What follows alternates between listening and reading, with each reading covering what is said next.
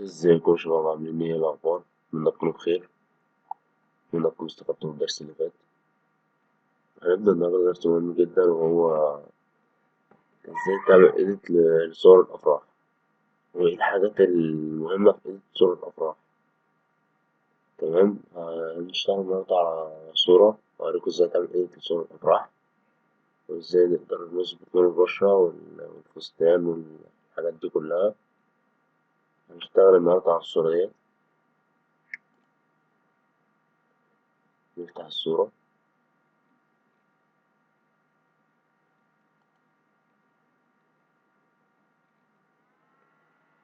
دي الصورة عندي من غير أي إيديت، من غير أي حاجة. تمام. الصورة عايز تعمل فيها شغل مش كتير يعني، بس هنحاول نظبطها أكتر من كده. أول حاجة ببدأ بيها دايما في أي صورة، ببدأ أظبط الوايت بالانس. تمام، اللي بيعدل لي من شكل الصورة جامد وبيخلي شكلها أفضل كتير. أول حاجة زي ما علمتكم قبل كده، هندوس كنترول جي، هنعمل دوبليكيت لللاير. هنيجي هنا عند الكيرف هنا. تمام. ندوس ألت، نفضل دايسين على ألت، ندوس على أوتو دي. تمام. هنفتح الكاميرا اللي هتظهر قدامنا دي.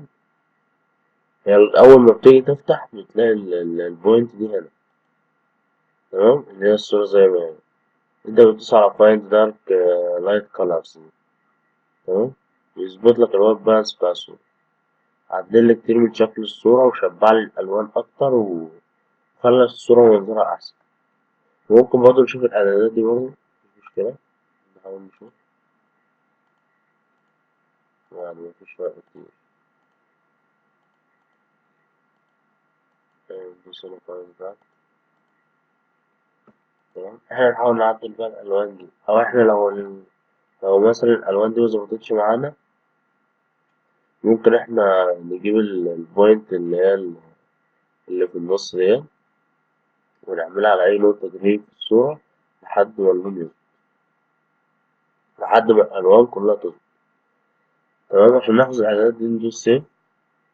وعشان عشان تقدر تظبط الوايت بالانس ويكون مظبوط، لازم تكون الشادوز دي على أسمر والهايلايت على أبيض.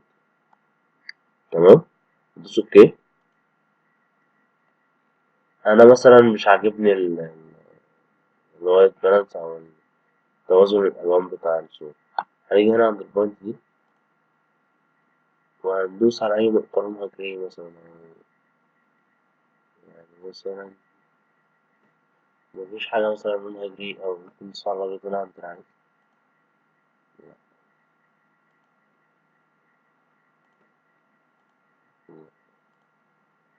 متشبعة أوي، أو الألوان داخلة على الأصفر شوية. ممكن ندوس هنا.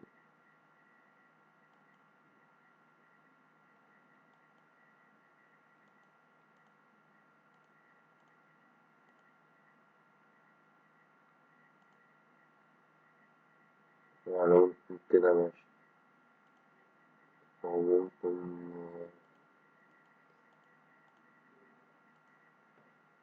يعني ممكن ندوس هنا.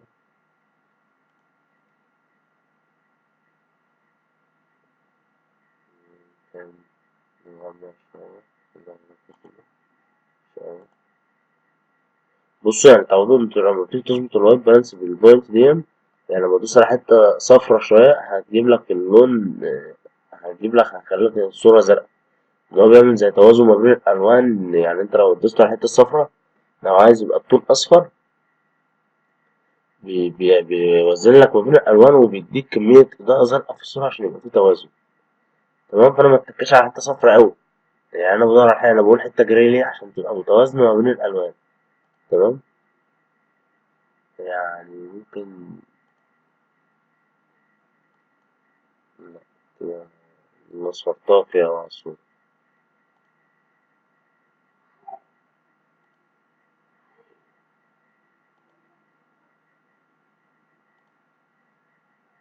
يعني ممكن كده، يعني أنا شايف إن كده كويس. تمام، تاني حاجة بتبدأ بيها في الصورة اللي هو بعدل الوش. تمام، هنبدأ دلوقتي نمسح الوش ونعمل ريتاتشنج للوش ونظبطه. تمام، انتوا شايفين الوش عندي محتاج شوية شغل. تمام، بنجيب هنا الأداة دي اللي البرش. تمام، نجيب أول حاجة يعني هي بتظهر لك قائمة كده، نجيب السبوت هنا البرش تول. تمام، ندوس هنا، نيجي على الليل. تمام، شالت. نيجي على الحبوب الصغيرة دي برضه نشيلها.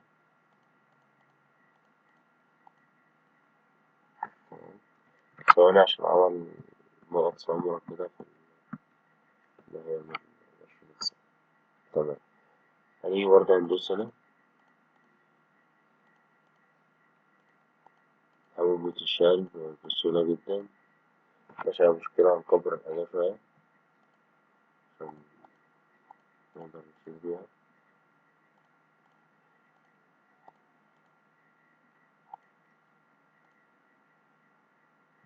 نصور الأداة سنة.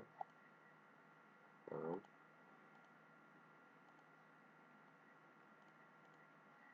نشوف الحسنة دي، نشوف الحبوب دي. وعلمكم طريقة دلوقتي ازاي تمسح بيها الوش حتى لو في حبوب هتضيع يعني، بس مش بالشكل اللي كانت عليه الصورة يعني. لأن دي هتبان حتى لو عملت التاتشنج اللي أنا هوريهولكوا دلوقتي. فأنا بشيلها الأول عشان متبانش بعد التاتشنج، يبقى الوش الصافي كله. تمام، نشيل الحبوب عشان نظبط التاتشنج أكتر. بيتهيألي كده وش العروسة مبقاش فيه أي حاجة ممكن في الحتة ديت.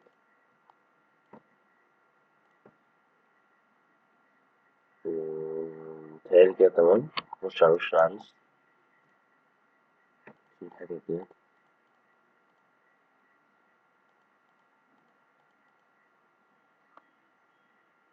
في برضه الحتة ديت. أنا بالنسبة لي اللي هي الخطوط اللي بتكون في الوش دي أنا مبحبش أشيلها بقى، بحس إنها بتضيع من تفاصيل الصورة أكتر، وبحس إن أنا لما بكون موجودة يعني بتدي تفاصيل للصورة أحسن ما أنا أشيل بمسح الوش خالص. مبحبش أنا طريقة اللي أنا أمسح الوش خالص دي.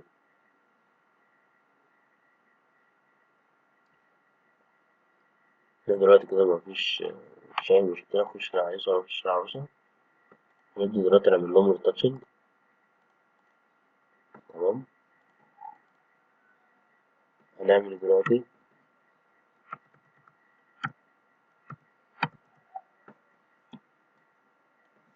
هنعمل الرين دول دوبليكيت، نحطهم في جروب واحد، كنترول جي. تمام، هنعمل دوبليكيت لله، كنترول جي. وهنعمل كنترول اي، هندوس كنترول اي.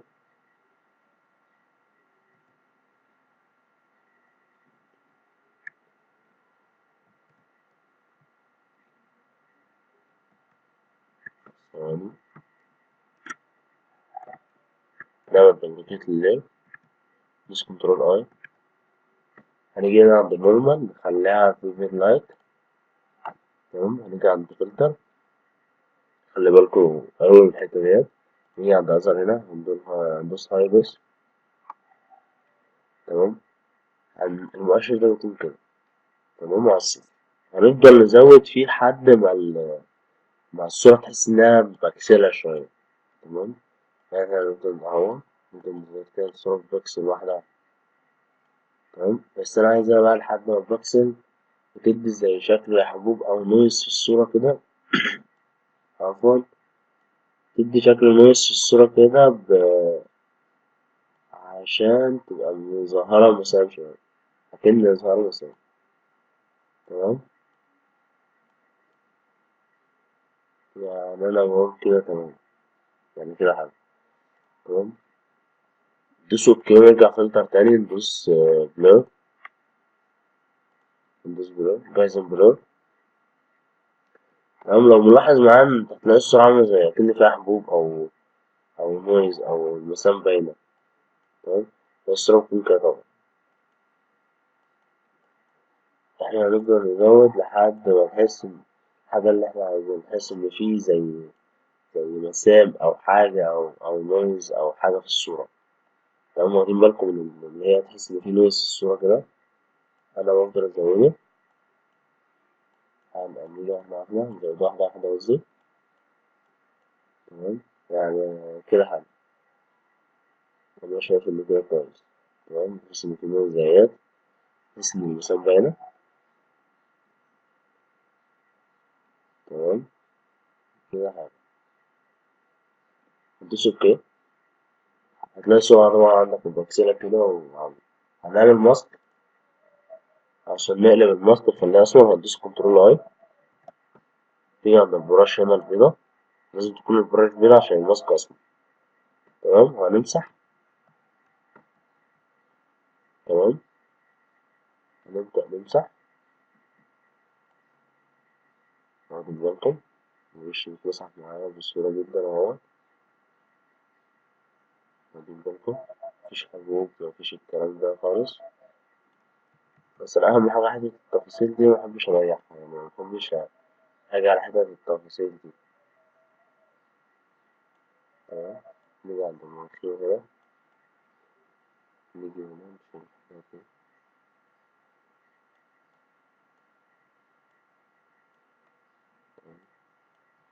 نيجي عند العين دي.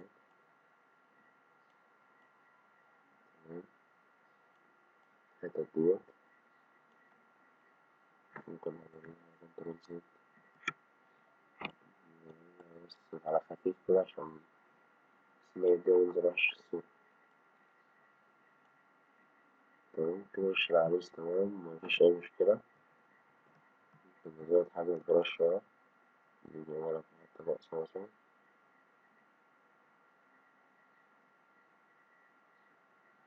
يعني كده متهيألي وش العروس اتمسح وبقى زي الفل يعني. نخش على وش العروسة. نبدأ برضه نمسحها. الحتت برضه اللي فيها التفاصيل متحاولش تدمرها خالص يعني. نيجي هنا. نيجي هنا.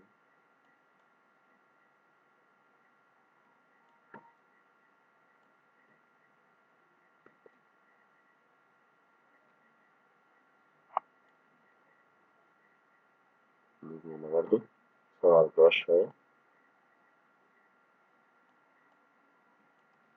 نصور على البراش ونيجي هنا.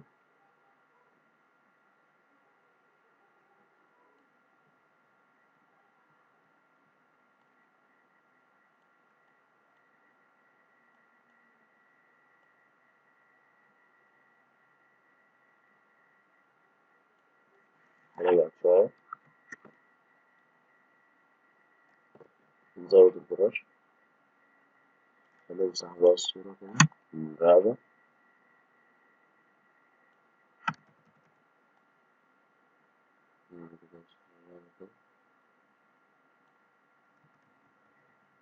تمام. وعند البق هنا نمسح من تحت شوية. هنا كمان نصور البراش.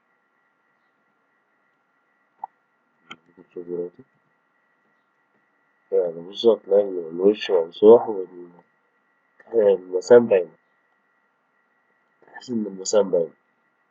تمام. هنيجي هنا نوري قلب بعض، بس ناقص حتة بس عايزين نعملها. الحتة بتاعت الحاجب، تحت الحاجب ديت.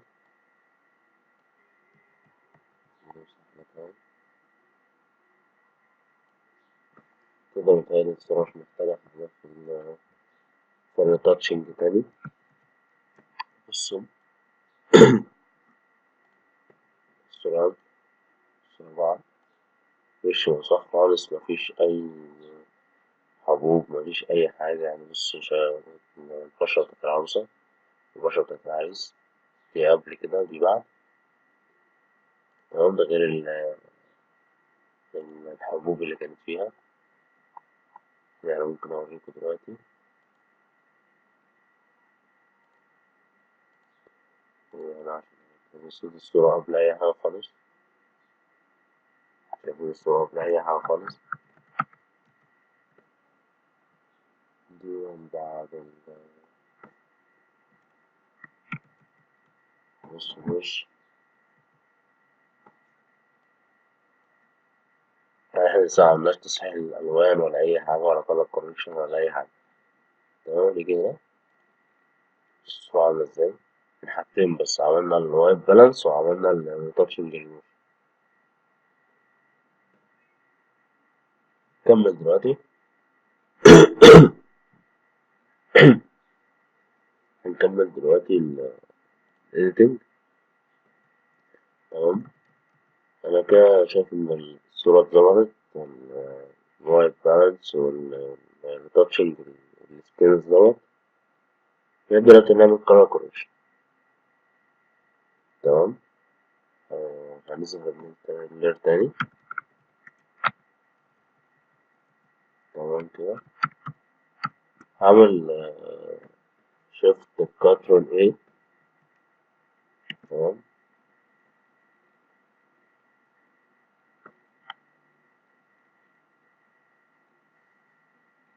بس هطلع تاني عشان أعمله على اللير. أنا عايز أحط اللير ده في جروب لوحده، هدوس كنترول G. تمام. هقفل الجروب، هدوس شيفت كنترول A عشان أفتح الكاميرا رو فلتر. تمام. هنبدأ بقى نعدل على الألوان. تمام. يعني إضاءة مثلا ممكن مع الناس صغيرة. تمام. الكونتراست نقلله سنة،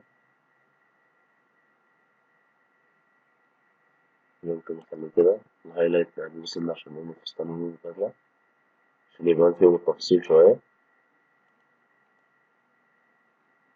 بس يعني انت قلل الهايلايت بس ما أثرش على لون البشرة. أول ما تلاقيه أثر على لون البشرة يا ريت ما تعملوش. تمام. يعني احنا مش بيأثر عندنا على حاجة في لون البشرة. هو بياخد طبعا شوية من لون البشرة بس يعني مش قوي يعني. يعني مش اللي هو يضيعك من لون البشرة أوي يعني. يعني أنا شايف إن كده تمام، مفيش مشكلة. بس الأرقام دي مش ستاندرد. تمام. عشان محدش ياخد الأرقام اللي هي بالملي ويحطها ويقول لك الصورة مش مظبوطة ليه. تمام. انت على حسب ما انت عينك شايفها وعلى حسب ما انت شايف الصورة يبقى شكلها أحسن فين. تمام. لأن الإيديت ده بيبقى أذواق، مش مش هو إيديت واحد اللي لازم أمشي عليه. تمام. الشادو هنفتح الشادو شوية، هنعلي الشادو شوية لغاية هنقلله سنة صغيرة.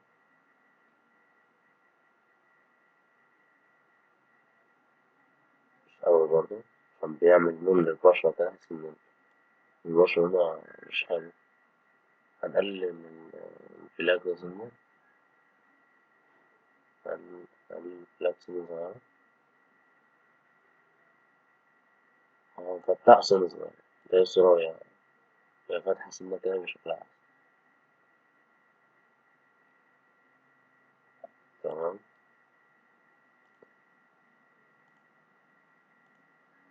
هنيجي نعدل الألوان. احنا ممكن نعدل لون البشرة من هنا وممكن نعدلها من بره. يعني احنا هنحاول نعدلها من هنا. نيجي عند الأورنج هنا، دي البشرة عموما أحمر شوية. نيجي بقى ممكن نخليها كده، نيجي بقى على اللون الأصفر شوية.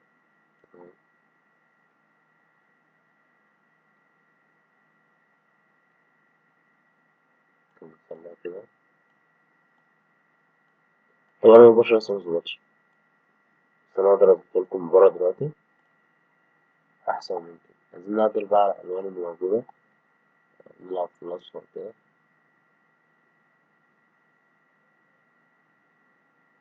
شايف إن الأصفر كده تمام. نشوف الأخضر، لون البوكيه. المفروض مفضلش بصراحة الافراح العب في الالوان دي كتير يعني مثلا في ايديتنج صور الشباب وكده مثلا، ممكن العب في الالوان دي كتير، انما مفضلش صور الزفاف العب في الالوان دي كتير، اقعد اعدل فيها كتير ان يبقى شكلها مش لطيف. بحب الالوان اللي هي يعني بظبط الالوان اللي هي الالوان الطبيعية، اللي هو مبحبش العب فيها جامد يعني او اغيرها جامد. ده اللون اللي هو اللبني الفاتح، ده واخد من لون السما ولون الجاكيت بتاع. تمام يعني شايفين، ممكن نزوده شوية صغيرة.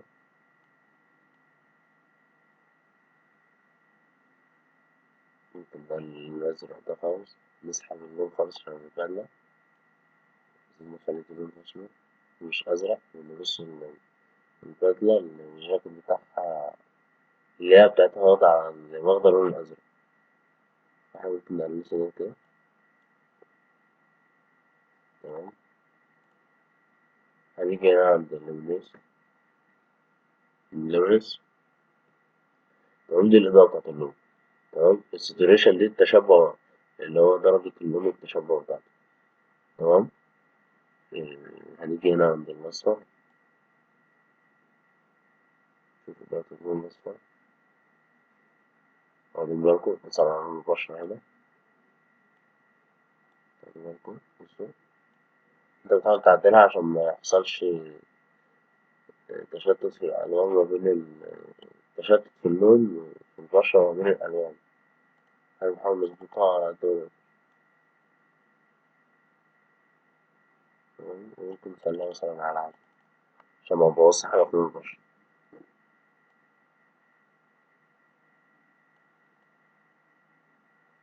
تمام، نحاول نعملها بس عشان يبقى باين لنا أكتر، اللون الأخضر مثلا نخلي كده مثلا، اللون اللبني ده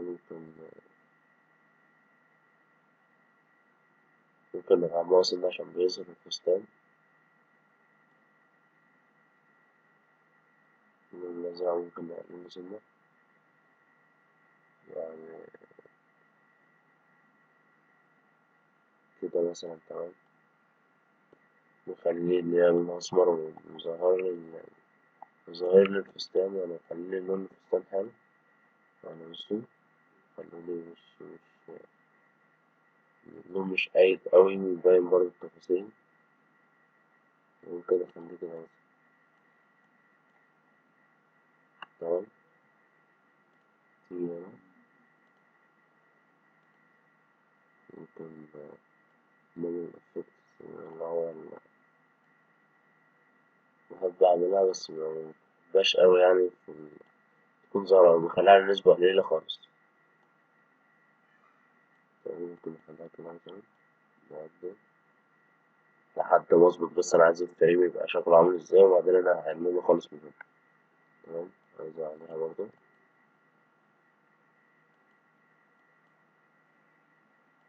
الفيزر دي اللي هي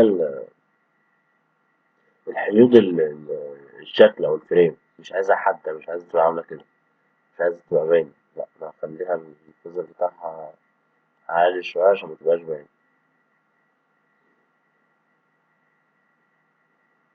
تمام، كده بيتهيألي مناسبة. هنقلل بقى احنا ديت اللي هو درجة اللون، وممكن نخليها على كده بس. واخدين بالكم دي من غير الإفكت خالص، دي بتحاول تدي يعني شكل شوية للمنظر يعني. تمام، البريسيتس دي بيحاول يعمل لك يعني زي إيديت، يعني بيحاول يديك كذا شكل للصورة زي إيديت كده.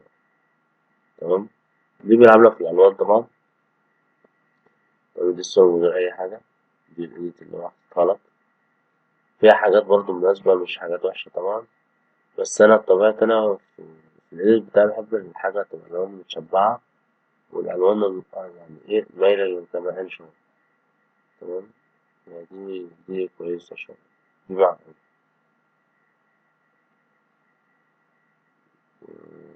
دي هاي كونتراست دي شوية. وأجمع لك الصورة. طبعا عامة أنا مبستخدمهاش إلا لما يكون مثلا إيه، عجبني حاجة مثلا كده. تمام؟ دي الكرياتيف.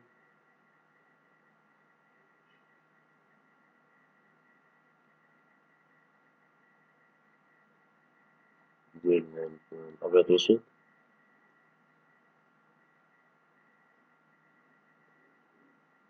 الشعبي.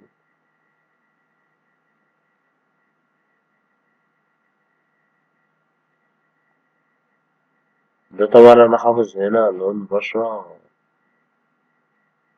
بحفظ هنا لما أكون عايز أحفظ حاجة أو جيساتس أو طريقة اللي أنا عايزها بحفظها، بتبقى تظهر لك هنا. تمام. أنا كده مش عايز حاجة تاني في الصورة. شايف إن الصورة كده تمام.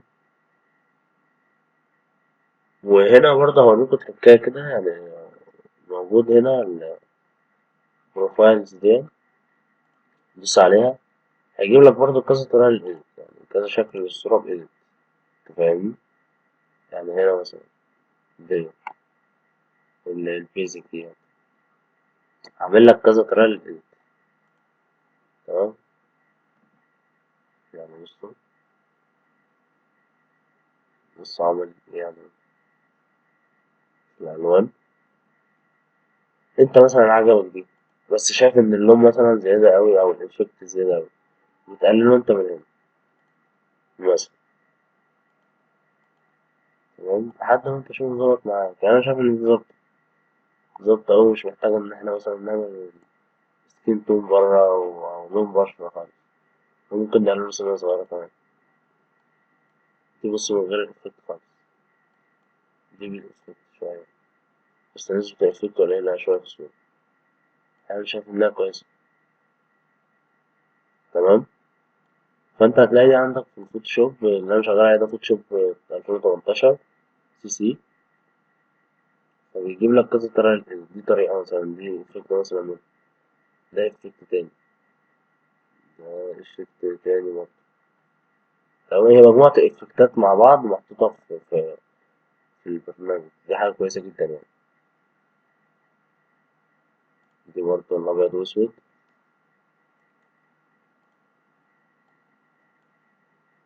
تمام. دي موديل برضه. بس عامة يعني أنا ما بستخدمش حاجات فيها إلا لما أكون ألاقي حاجة مناسبة يعني.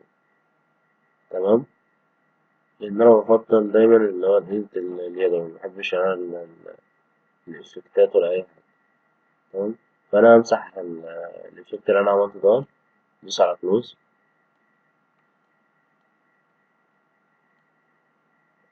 بس أنا متهيألي هو متمسحش. تمام. احنا هنمسحه منين؟ هنشيله خالص.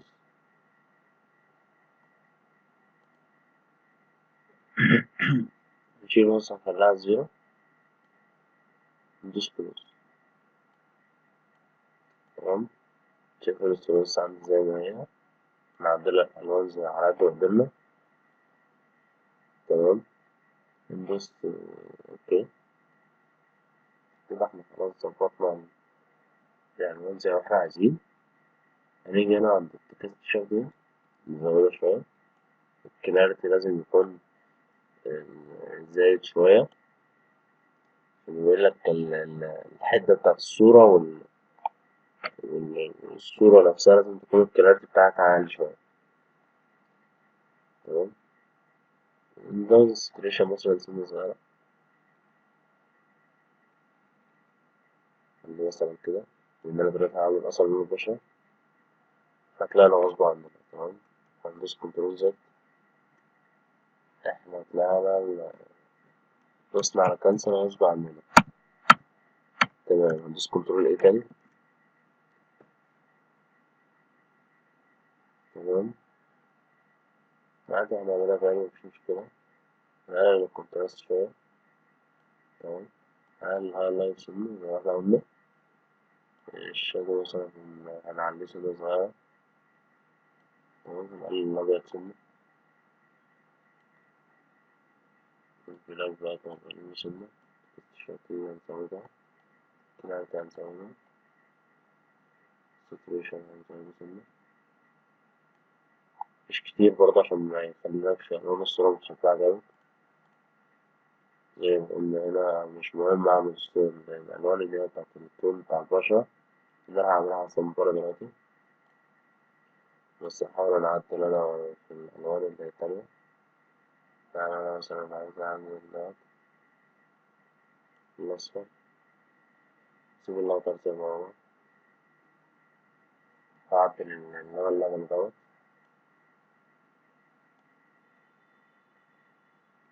هقلل الأزرق شوية عشان يديني اللون اللي هي بتاعت الجرافات سمرا. تمام. خلي اللير زي ما هو عشان ميبقاش فيه بشرة حاجة.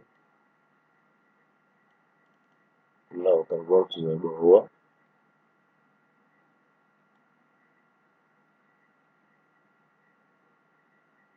هنقلل اللون الأبيض ده شوية عشان يبقى لنا التفاصيل شوية بتاعت الفستان.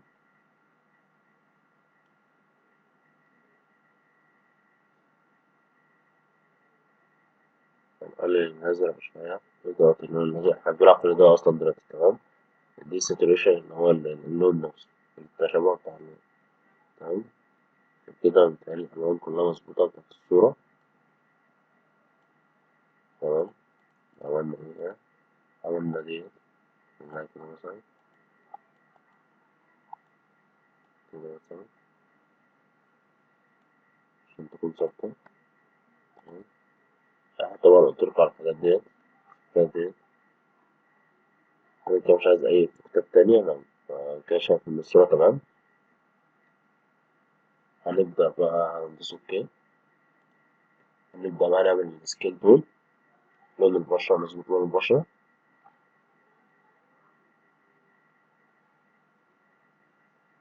تمام. هنبدأ بقى نعمل سكيل تول. هندوس كنترول جي عشان نعمل دوبليكيت اللير. تمام. هندوس فلتر، هندوس سيلكت قصدي، هندوس كلر رينج. تمام. زي ما شرحتلكوا الدرس اللي فات أصلا. يعني بتدوس هنا تلاقي على البوينت دي، تلاقي المربع ده على البوينت دي. تمام. هتلاقي الصورة أصلا كده ألوانها مقفولة خالص. تمام. هتدوس أنت على علامة زائد هنا، يعني على البوينت بتاعت علامة زائد. هتبدأ بقى تدوس على الحتت إيه، يعني شايف الحتة السمراء هتدوس عليها تلاقيها فتحت شوية. تمام. هنبدأ نشتغل من هنا، منشتغلش من هنا، ممكن ترخمك شوية، نشغل من هنا أحسن. تمام. بحاول أدوس على كل حتة اللي أنا عايز يجي عليها اللون عشان يبقى اللون جاي عليها. تمام. ندوس على المناخير هنا عشان اللون برضه يجي عليها، لون البشرة بتاع العروسة برضه. نبدأ مثلا كده تحت عينيها، ممكن هنا هنا. رقبتها برضه في الحتة هنا. متهيألي كده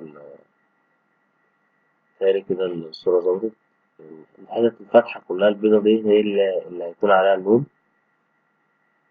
تمام. الحتة السمرا دي مش هيجي عليها اللون، فاحنا بنحاول نقلل الرقم ده شوية. يعني لو خليناها فاتحة هتلاقي الألوان جت على الحتت اللي هي الفاتحة فوق وعلى البدلة كده، نحاول نقللها خالص. تمام. بحيث إنها متجيش عليها. متهيألي كده تمام. دوس أوكي. هيجيلك الحتة المحددة اللي هيجي عليها اللون دلوقتي أهي. دي الحتت اللي هيجي عليها اللون.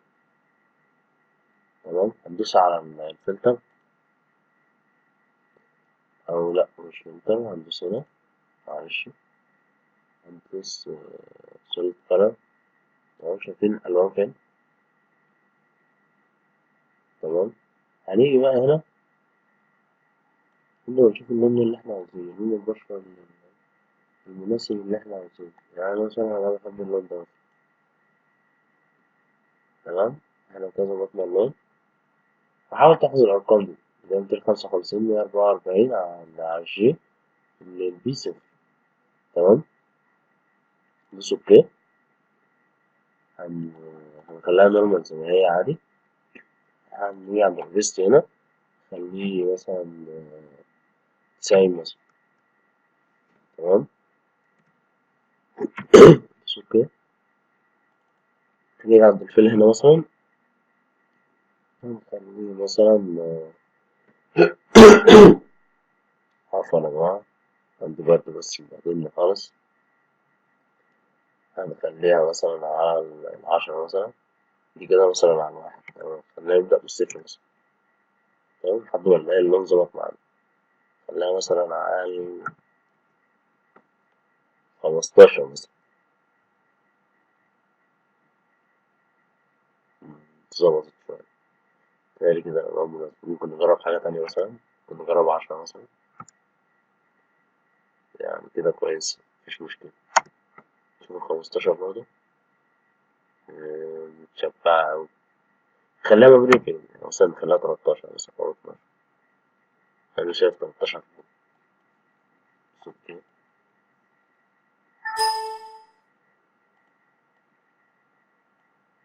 أنا شايف إن 13 حلو، خليها لون البشرة كويس. ومش اللي هو يبان إن هو أنت حاجة مختلفة، بس هو لا، اللون كويس، لون البشرة كويس، مش متحسش إن هو يعني اللي هو فيك أوي يعني. تمام، لون البشرة كويس خالص، مفيهوش أي مشكلة.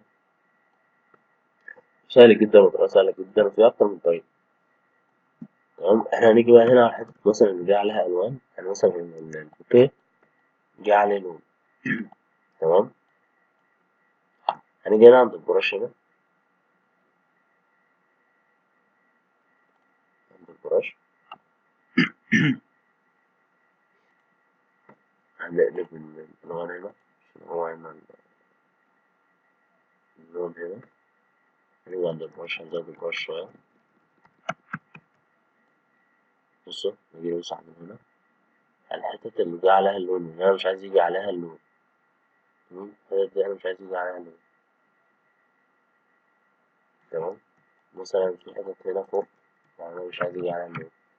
هبدأ بقى بالبراش كده أقعد أمسح على الحتت مثلا اللي جه عليها اللون. يعني بصوا، هوريكوا دلوقتي الحتت دي جه عليها سنة لون بسيطة، فأنا هبدأ أمسح. تمام، عشان بتديني منظر مش حلو في الصورة. أنا هبدأ أمسح حاجة. تمام، جه على برضه على شعر العريس برضه شوية ألوان هنا. تمام، هقدر أمسح هنا بقى كده.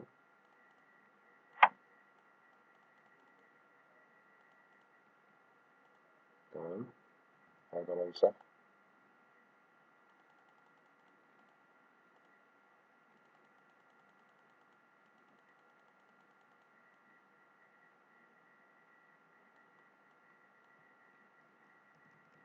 نيجي عند التاج بتاع العنصر ده، عشان لو عليه أي ألوان. متهيألي الصورة كده مش محتاجة أي حاجة تاني. ظبطت خالص الصورة، بقت كويسة. الألوان بقت كويسة، لون البشرة مظبوط. يعني غير الأول خالص. يعني بصوا هنا، دي قبل الصورة عادية باللون العادي بتاع الصورة، ودي بعد ما عملنا لها لون البشرة. بصوا اختلفت خالص، وادت شكل أحلى من الصورة، وادت تشبر الألوان أكتر. يعني ده دايما لازم تتعلموا صور الأفراد، لازم تظبط التون بتاع الوش، إن بيدي منظر أكتر أحلى من الصورة. تمام، دي قبل طبعا، ودي بعد. منظر كويس، الصورة شكلها بقى أحلى. آخر حاجة نعملها، هن... هنزود الشاربنس بتاع الصورة برضه بطريقة مش هتاخد منك أي وقت دلوقتي. هنحط دول في جروب واحد، في الجروب جي. تمام، هندوس دبليكيت اللير، كنترول جي، وهندوس على فلتر، هندوس أزر، هاي بيس. تمام، مش هنزودها أوي، يعني هنقلل. يعني لما بتزود الصورة أوي في الشاربنس، بتحس إن الصورة، تحس إن فيها تكسير كده، أو حاجة مش كويسة. تمام، فاحنا بنزودها يعني إيه، نظهر بس التفاصيل شوية، يعني نخلي الصورة يعني فيها شاربنس شوية. مثلا ممكن نخليها على 3، يعني ماكسيموم، يعني مثلا ما تعديش ال6 مثلا. 3 أو 4 مثلا، أنا هخليها مثلا على 3، هنخليها على 3. بص ده أوكي. تمام. بصوا الصورة التفاصيل اللي ظهرت أكتر، وتفاصيل الصورة ظهرت أكتر. تمام. واخدين بالكم مش ممسوح كل حاجة تمام، بس ممكن برضه نعمل حاجة كويسة.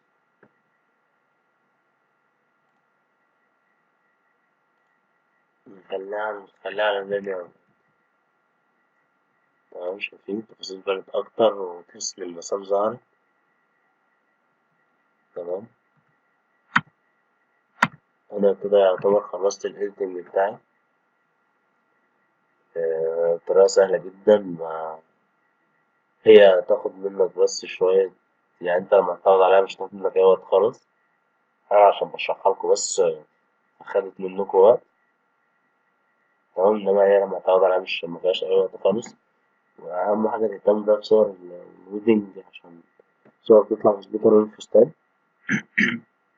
لون بدلة العريس، لون البشرة، دي أهم 3 حاجات لازم تهتم بيهم في صور الزفاف. تمام، عشان تقدر تعمل إيديت كويس ويبقى منظره كويس.